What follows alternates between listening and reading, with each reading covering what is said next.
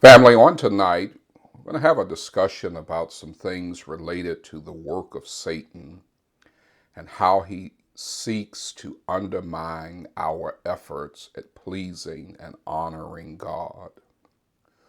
When we think about how Satan works, we have to recognize it's not always blatant, it's not always predictable, it's not always a scary image that we can contrive in our thought processes.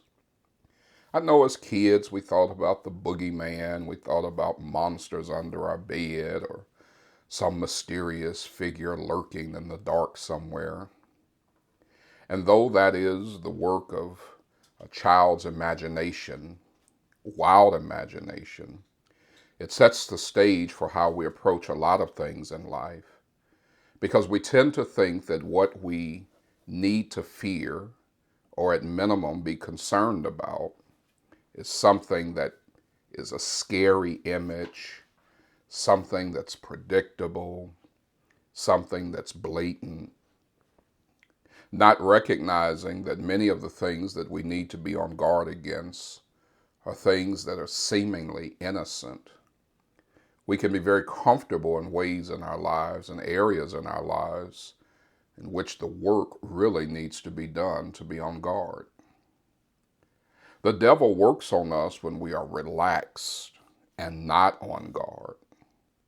Maybe that's why the Bible says in 1 Peter 5 and 8 to be sober, be vigilant, because your adversary, the devil, as a roaring lion, walks about seeking whom he may devour.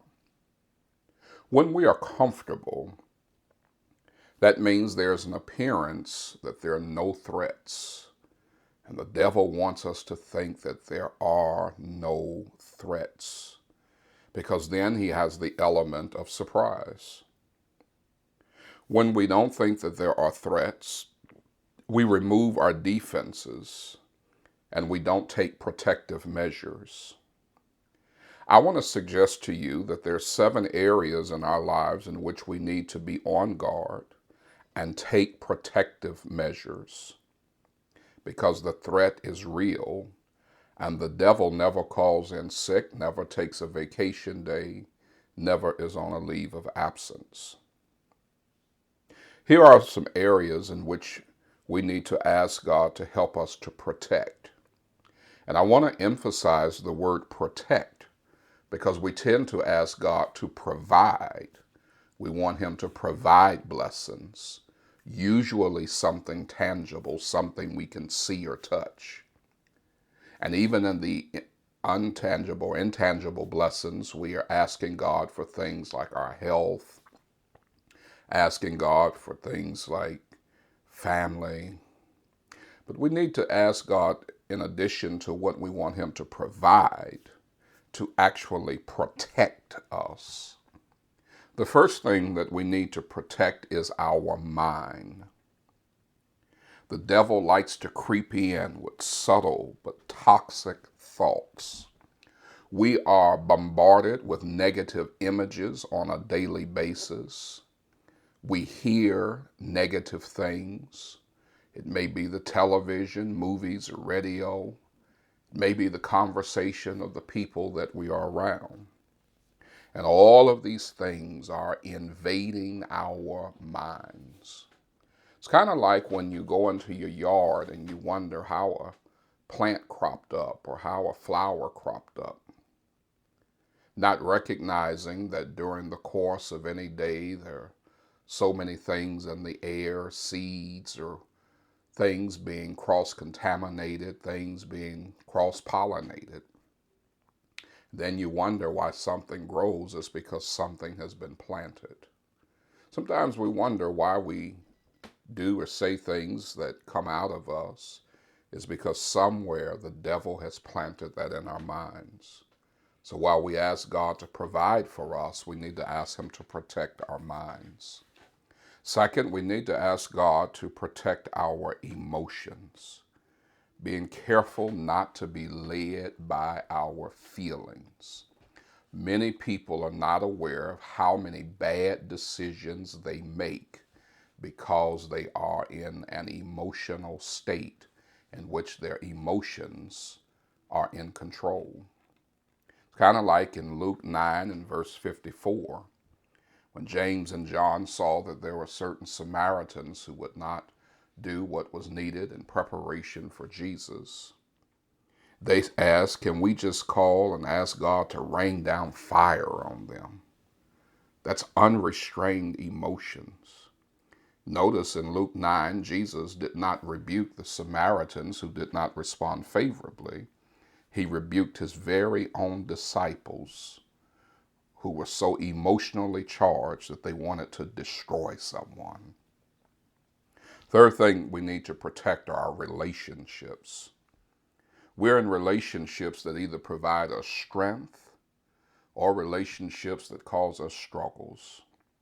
Not just talking about husband and wife, but the social encounters and experiences we have with others. Some relationships provide strength in that they support us. Some are areas in which we struggle and we are pulled down because others are down. And if we're not careful, we'll end up where people are. Though we think we're trying to bring them up to where we are, we end up falling to their level. We need to ask God to protect us from influences. Influence is such a powerful thing. Proverbs 13 and 20 says, he that walks with wise men shall be wise, but a companion of fools shall be destroyed. One of the reasons why we are easily influenced is because most people have an innate desire for acceptance and affirmation and approval. So they go along to get along. We need to be protected from our ambitions. That is our will or our desire. In 1 Chronicles chapter 17, the Bible teaches us an interesting story there about David who desired, in fact, the Bible said had it in his heart to build for the Lord a house. You know what God said to David? Who told you I needed a house? That was his ambition, his desire. We have to be careful that we don't want what we want, that we throw caution to the wind. We have to be on guard and ask God to protect us from our known deficiencies. Because when we know where we fall short, one of two things can happen. One, we can start to use it as an excuse. Or two, we can start to use it to seek attention. Sometimes when we have a deficiency, that becomes the thing that we like to talk about. Well, you know, because we know that gets us attention. The last thing is we have to be on guard against unknown deficiencies. While there are some things that we are aware that we struggle with and fall short in our lives, there's some things that we may not have any clue about. And that's where we're vulnerable. When the devil knows where he can get you and you don't know, you're open for attack. So in addition to asking God to provide for us, let's make sure we ask God to protect us, because we need just as much protection as we do provision. This has been another installment of A Few Minutes with the Minister.